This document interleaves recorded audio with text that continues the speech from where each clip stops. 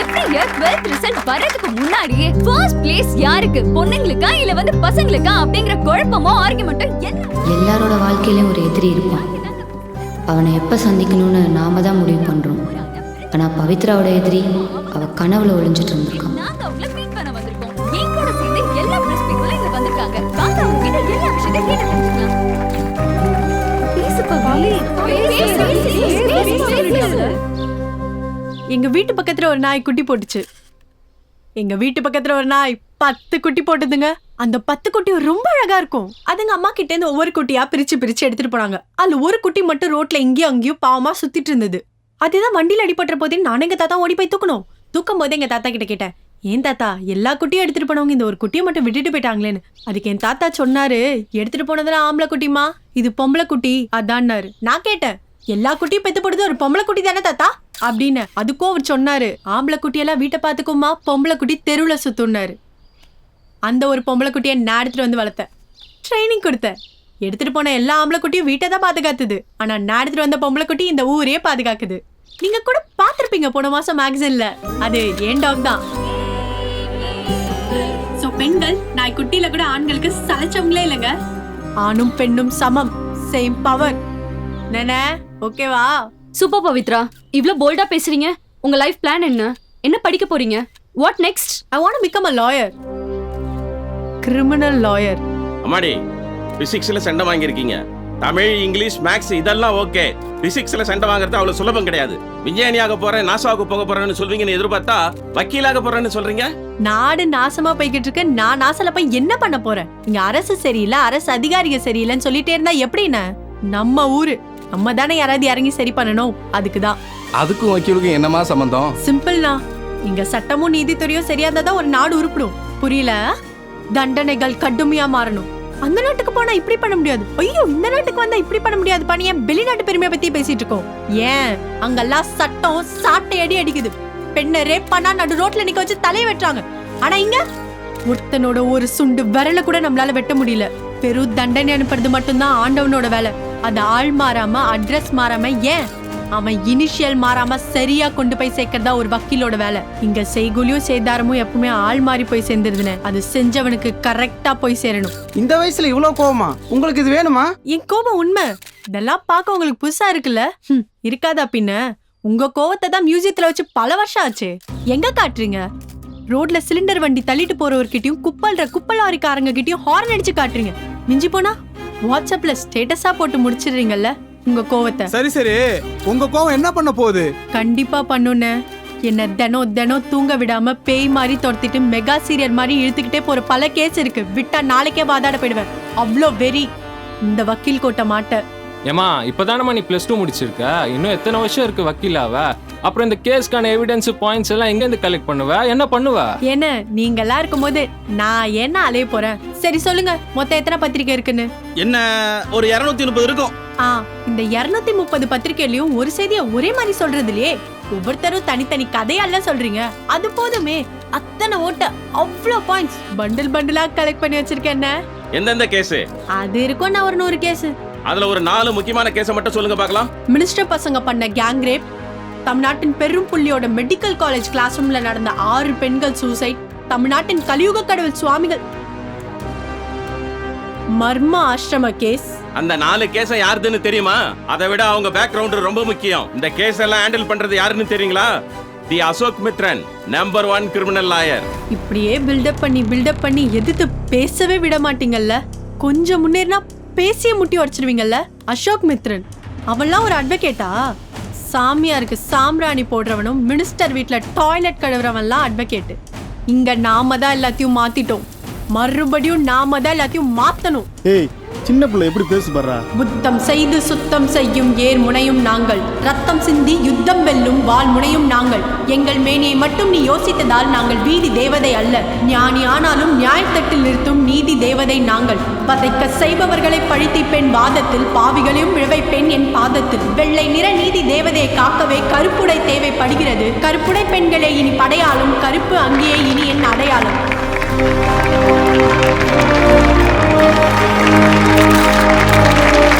கோட்டை மாற்றேன், கோர்ட்ல பாக்குறேன். சின்ன பொண்ணு. டேய், விருதுநகர் டிஸ்ட்ரிக்ட்ல நம்ம ஆளுங்க யாரா இருக்கா?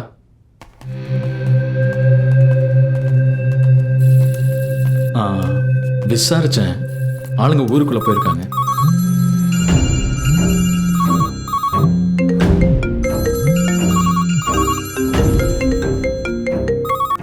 Hello What's happening there Ashok Mitra? This is my son's future. अगर कुछ गड़बड़ हुआ तो तू तमिलनाडु में रहने पाएगा, समझा तू? Sir, she just चाहिए है. The case पति बोले यार का தெரிஞ்சது? Sir, she's just a 12th standard student, I sir. don't want her to speak. Sir.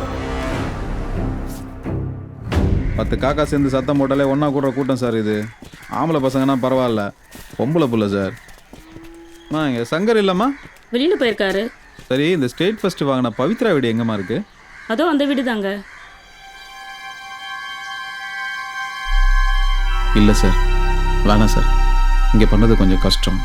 அதுவும் இல்லாமல் அந்த பொண்ணை சுற்றி ஒரு 10 பொம்பளை பிள்ளைங்க கூடவே இருக்கு சார். பேரு பவித்ரா, வயசு 17. அவளுக்கு அம்மா அப்பாலாம் இல்லை, தாத்தா மட்டும்தான். 7வது படிக்கும்போது ஒரு தடவை ஊர் திருவிழா ராட்னத்திலிருந்து கீழே வந்து மண்டையில் அடிப்பட்டதில் 6 மாதம் 18 நாள் கோமா ஸ்டேஜில் இருந்திருக்கான். அதுக்கப்புறம் தான் ஷீ இஸ் வெரி பிரில்லியன்ட். எப்பவுமே ஸ்கூல் ஃபர்ஸ்ட் அவள் தான். அவன் தலைமுடி ஹேர் கலர்ல இருந்து கால் நகத்துக்கு போடுற நெயில் பாலிஷ் வரைக்கும் எல்லா கம்பெனியும் ஸ்பான்சர் பண்ண சொல்லு உடனே. சாமியாருக்கு சாம்ராணி போடுறவனும் மினிஸ்டர் வீட்டில் டாய்லெட் கழுவு. பவித்ரா சொன்ன கேஸில் ரீஓப்பன் பண்ண போகிறதா டெல்லி ஹைகோர்ட்லேருந்து நியூஸ் வந்தது. அந்த விஷயம் அசோக் மித்ரோட ஆணிவேர் வரைக்கும் போய் அசைச்சு பார்த்துச்சு. யாருமா? தாத்தா, மாயவரத்துலேருந்து மணிமாறன் ஒரு அண்ணன். நான் போடுற முதல் வக்கீல் கோட்டை அவர் காசுல தான் இருக்கணும்னு 5000 ரூபாய் வச்சிருக்காரு. அப்படியா? ஏய் பவி, சீக்கிரம் வாடி, இங்க வந்து பாரு. ஆசை. இன்னைக்கு உலக வியாபாரமே எங்களை மாதிரி ஏழைங்களோட ஆசை தான்.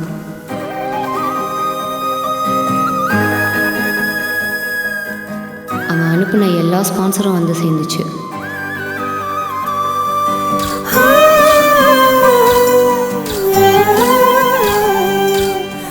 அதில் சென்னைக்கு வந்துட்டு போகிற வசதியோட தீம் பார்க்கோட டிக்கெட்ஸும் வந்துச்சு. இது உங்க பேத்தி போஸ்ட்மார்ட்டம் ரிப்போர்ட்டு. வெளியே பத்திரிகையாரங்க வெயிட் பண்றாங்க, போய் காமிச்சிட்டு எப்படி செத்தான்னு சொல்லுங்க. நோண்டி நோண்டி கேட்பானுங்க, ரிப்போர்ட்ல உள்ளது மாதிரியே சொல்லணும். ஒண்ணுமில்ல, நேத்து உங்க பேத்தி நல்லா குடிச்சிருக்கு. ஊர்ல எல்லாம் அவகாசம் அதிகம் போல. அப்படியா? இங்கே நேத்தி 3 பசங்களோட. நான் சொல்லல, மெடிக்கல் ரிப்போர்ட் சொல்லுது. உண்மையதான் சொல்லணும். எந்திரிங்க.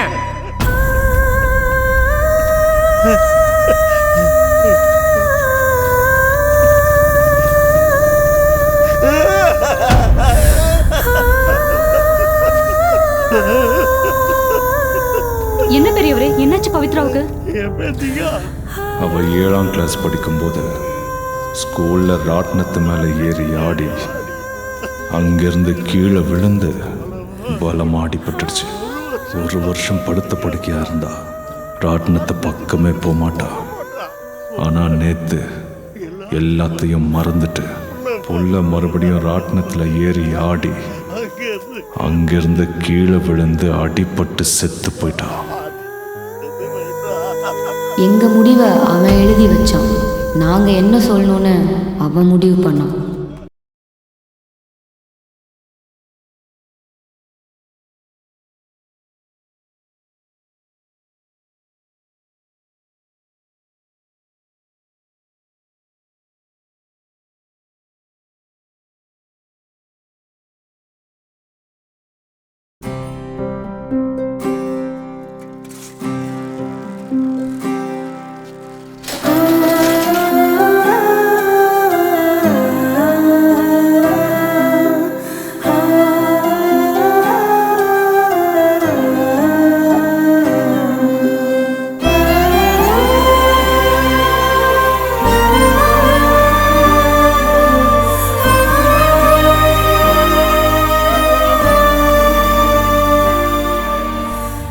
பெரிய பிரச்சனை என்னம்மா? அவ கஷ்டப்பட்டு படிச்சு ஸ்டேட் பஸ் எடுத்தா தான் சார் இங்க பிரச்சனையே. எங்களை மாதிரி ஆளுங்கெல்லாம் இங்க படிக்கிறதே பிரச்சனை தான் சார்.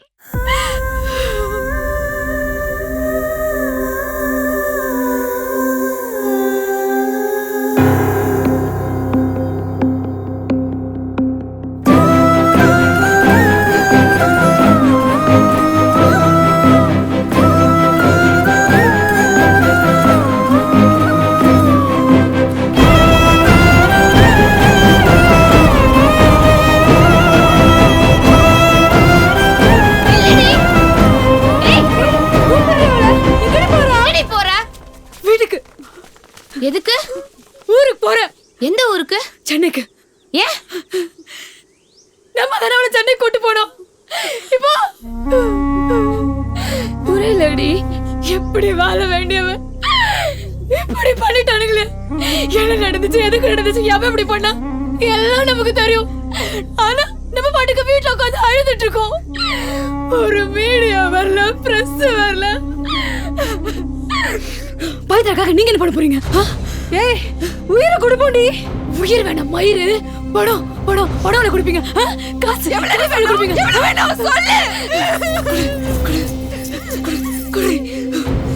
இத வச்சு நீ என்னடி பண்ண போற? பசங்களுக்கு ஒரு பிரச்சனை மட்டும் மச்சா மாமனு 10 பேர் உடனே சேர்ந்து அடிக்க போறானுங்களே. இதோ பொண்ணுங்களுக்கு பிரச்சனைனா நம்ம மட்டும் வீட்டுல உட்காந்து அடுப்பு வந்துடுவா. நம்மளும் திருப்பி செய்யணும். ஆமாண்டி, ஆமா, அவளை குத்தி கொல்லணும். ஏதாவது செய்யணும். பொம்பளைங்க நாய்க்குட்டியில கூட சலைச்சவங்கன்னு பவித்ரா சொன்ன மாதிரி ஏதாவது செய்யணும். அப்புறம் என்ன நிக்கிறீங்க? வாங்கடி போலாம், வாங்கடி.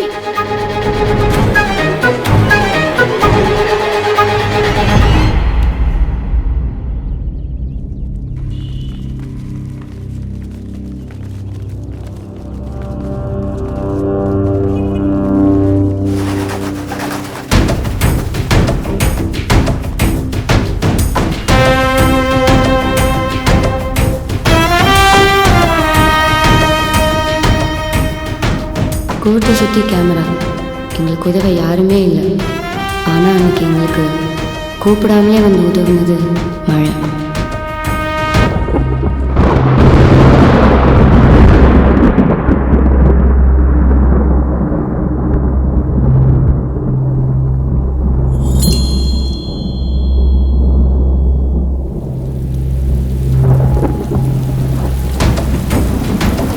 எப்போவுமே கேஸ் முடிஞ்சு வரும்போது எத்தனை பத்திரிக்கை எவ்வளோ கேள்வி கேட்டாலும் பதில் சொல்லாமல் போகிறது தான் அசோக் மித்ரோட வழக்கம். அன்றைக்கி நாங்கள் பண்ண முயற்சி எங்கள் முதல் பயிற்சியாக கூட இருக்கலாம்னு முடிவு பண்ணோம்.